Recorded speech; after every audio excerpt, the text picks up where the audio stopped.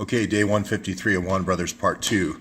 Sometimes if stories go in the direction you don't want them to go, I really wanted the story to go in the direction of the Awan brothers and the tracking of these rat lines that the Muslim Brotherhood has set up around the world.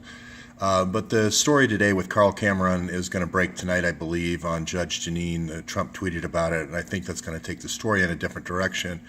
It is going to go in the direction of wiretaps, though, so at least part of this story will be proven out. The part that may also get proven out is the hacking, but I don't think the rat line information is going to get broken. So here's Carl Cameron, Fox News. I believe he's going to be on Judge Jeanine. I think he's going to break the story of Dennis Montgomery. Dennis Montgomery has been pretty well discredited, but Dennis Montgomery did work for Brennan and Clapper. What basically they did is gave a whole bunch of encrypted email to Dennis Montgomery, and he's a software guy, so he had an algorithm. So I think it was about 47 hard drives worth of stuff. Basically, they were trying to come up with ways of cracking these emails and also using crypto keys to dial into all these embassies around the world and so forth. The part that I think is going to come out tonight on Fox, on Judge Jeanine, is going to be these 40 or 50 emails between Montgomery and Clapper and Brennan. And I don't think this stuff, the NGA stuff, not NSA, but the NGA stuff is not going to come out. And the NGA stuff is the stuff, that manages these rat lines. You can see here 46 pounds of cocaine found in straw and mango shipment. This is a 2012 article.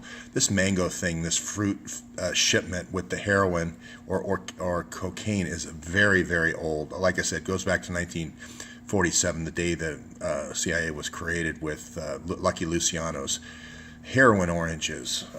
So with Paul Helliwell at CIA coming up with that plan. So I'm troubled a little bit because I know they're going to attack Dennis for his gambling past, and they're going to say he tried to pass bad checks or whatever they tried to do in 2004. This is an old story, but one of the things I do think comes out of this story is there is a computer center in Maryland with the crypto key. Cryptography is kind of a brute force method. You can just throw computing resources at it to try to figure out the two prime numbers that are the crypto keys. So that's why they called the thing the hammer.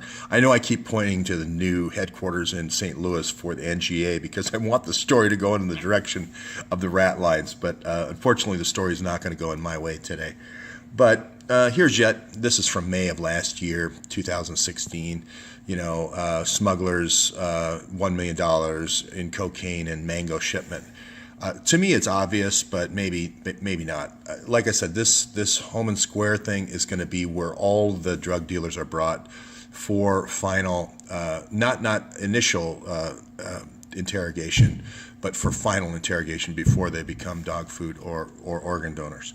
So I think this has actually been this type of CIA torture centers have actually been around since 1974, but it never got so pronounced with refrigerated goods going that way to Iowa for irradiation, lots of things falling off the truck, and then dead bodies coming back, refrigerated to the Biological Resource Center across the street from the casino here.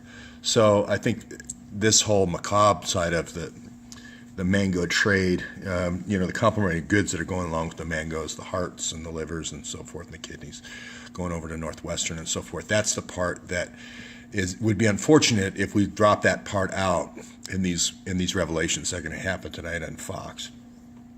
So so the other part on this, in terms of speaking of managing rat lines, and that was what Pir Muhammad Shah did his whole life. He is the father to the Imran, the Awan brothers. Iran has him here on his Facebook site. He was DynCorp trained through and through his whole career. I am now ready to say he did die on January the 17th. I looked at all the different Facebook and so forth. I thought he might have fled to Pakistan, but I believe these are old pictures, and even though they were posted after his death, so jiving those things sometimes is difficult. But anyway, the kids, the stepmom did say they were in prison. They did say the father was dying. They did hack. The Awan brothers did hack her cell phone, and she was correct that the brothers were offshoring cash. I now do believe that they did offshore cash. I don't think it was just a fake death. I do believe that they were taking the dad's ratline money back to Pakistan. And again, a lot of the things on the Awan's own Facebook site point to that. So, and then, of course, news breaking in India every day about this busted ISI spy ring. So, just not covered in the United States. So, again, it doesn't always go in the direction you want, but at least we're moving the ball forward. It's kind of like running the ball 40 yards to the other side of the field in football and gaining 2 yards, but at least we're going forward toward the goal line.